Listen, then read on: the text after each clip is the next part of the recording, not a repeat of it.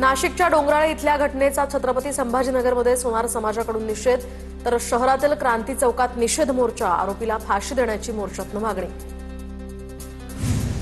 शिक्षकांचा आज राज्यव्यापी संपात सहभागी झाल्यास वेतन कपात करण्याचा शिक्षण विभागाचा इशारा।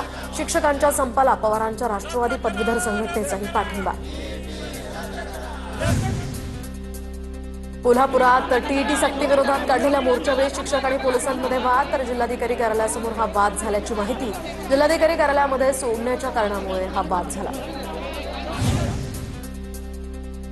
लातूरमध्ये विविध मागण्यांसाठी शिक्षकांचा मोर्चा, जुनी पेन्शन योजना लागू करा तसंच टीईटी परीक्षा रद्द करण्याची मागणी। टीईटी परीक्षा रद्द कराव्यात यासह प्रमुख 14 मागण्यांसाठी अहिल्यानगरमध्ये शिक्षक संघटना आक्रमक। जिल्ह्यातील 80 ते 90% शाळा बंद ठेवून शिक्षकांचं आंदोलन। टीईटी सक्तीविरोधात शिक्षक संघटनांचा नांदेड जिल्हाधिकारी कार्यालयावर मूक मोर्चा। राज्य सरकारच्या टीईटी धोरणाविरोधात राज्यभरात उभारणार आंदोलन।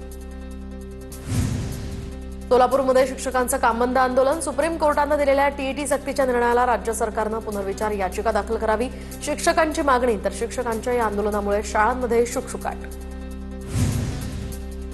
शिक्षकांच्या राज्यव्यापी आंदोलनामुळे अनेक ठिकाणी शाळा बंद, मात्र दुसरीकडे जळगावात काळ्या फिती बांधून शाळा भरल्या। शिक्षक संघटनेच्या वतीनं आंदोलनाला पाठिंबा देत शाळा सुरू ठेवल्याचं चित्र। सोलापूर कृषी उत्पन्न बाजार समितीमध्ये अडत व्यापाऱ्यांचा संप, बाजार समितीवरील सेस रद्द करण्यासाठी इतर मागण्यांसाठी व्यापाऱ्यांचा हा संप। जळगावच्या 40 गावातील ईव्हीएम स्ट्रॉंगरूम बाहेर सुरक्षा रक्षकांचा कडेकोट बंदोबस्त, मुख्य गेटजवळ 2 बंदूकधारी जवान तैनात। विरोधकांकडून स्ट्रॉंगरूम जवळ जामर बसवण्याची सुद्धा मागणी। साताऱ्यातील कराड पालिका निवडणूक मतदान मशीन 42 सीसीटीव्ही कॅमेऱ्यांच्या नजरेखाली। स्ट्रॉंगरूम परिसरामध्ये राजकीय पक्ष, प्रतिनिधी, पोलीस आणि आयोग अधिकाऱ्यांचा 24 तास पहारा। बुलढाण्याच्या चिखलीमध्ये स्ट्रॉंगरूमला पोलिसांचा मोठा बंदोबस्त, स्थानिक पोलिसांसह एसआरपीची तुकडी सुद्धा तिथे तैनात, तर सीसीटीव्ही कॅमेऱ्यांचीही करडी नजर। चंद्रपूर जिल्ह्यातील घुग्गुस नगर परिषद निवडणूक प्रक्रियेला आजपासून पुन्हा सुरुवात। 11 डिसेंबर रोजी होणार चिन्ह वाटप, मात्र आयोगाकडून जुन्या आणि नव्या खर्चासंदर्भात अजूनही स्पष्ट निर्देश दिले नसल्याची माहिती। बारामतीमध्ये पुन्हा प्रचाराला सुरुवात। अजित पवारांच्या एनसीपीचे सचिन सातव पहाटेच जाळूची उपबाजारात, तर सचिन सातव हे बारामती नगर परिषदेचे नगर अध्यक्षपदाचे उमेदवार। नाशकात घरकाम करणाऱ्या महिला तपोवन परिसरात, झाडं तोडू नये अशी घरकाम करणाऱ्या महिलांचीही भूमिका। झाडांच्या संवर्धनासाठी घरकाम करणाऱ्या महिला आक्रमक। नाशिकच्या तपोवन परिसरामध्ये झाडं वाचवण्यासाठी दिव्यांग बांधव सुद्धा मैदानात, तर दिव्यांग बांधवांनी झाडं वाचवण्याचा दिला संदेश। आंदेकर टोळीचं स्टेटस ठेवणाऱ्यावर आता एमपीडी अंतर्गत कारवाई। 19 वर्षीय गुंड मंथन भालेराववर पोलीस आयुक्तांची कारवाई। मंथननं आंदेकर टोळीचं उदात्तीकरण करणारं स्टेटस ठेवलं होतं, त्यामुळे त्याच्यावर कारवाई। नांदेडमध्ये आंतरजातीय प्रेम हत्या प्रकरणातील आचल आणि सक्षम ताटेच्या कुटुंबाला पोलीस संरक्षण। सक्षम ताटेच्या संघनेच या निवासस्थानी 2 शस्त्रधारी पोलीस कर्मचारी तैनात।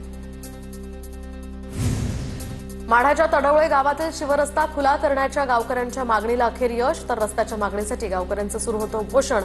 टीव्ही9 मराठीनं बातमी दाखवताच तहसीलदारांनी उपोषणस्थळी जाऊन रस्ता खुला करण्याचे दिले लेखी पत्र। रत्नागिरीतील दाभोळ खाडीमधील प्रदूषणाचा पुन्हा अभ्यास सुरू। अभ्यासासाठी केंद्रीय पथक दाखल, तर वाघेवरे ते तुंबाड दरम्यान घेण्यात आले पाण्याचे नमुने। सांडपाण्याचा जीवसृष्टीवर होणारा परिणाम तपासणार। जळगावच्या रावेर पोलिसांकडून सोनसाखळी चोरीचे 2 गुन्हे उघडकीस। पोलिसांनी 2 सराईत चोरांना ठोकल्या बेड्या।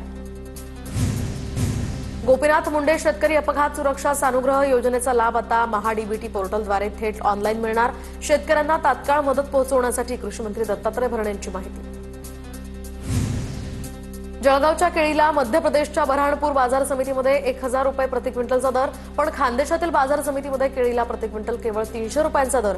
केळीचे दर घसरल्यामुळे केळी उत्पादक शेतकरी हवालदिल। छत्रपती संभाजीनगरात यंदा मक्याचे मोठ्या प्रमाणात उत्पादन, मात्र भाव मिळत नसल्यामुळे शेतकऱ्यांची निराशा।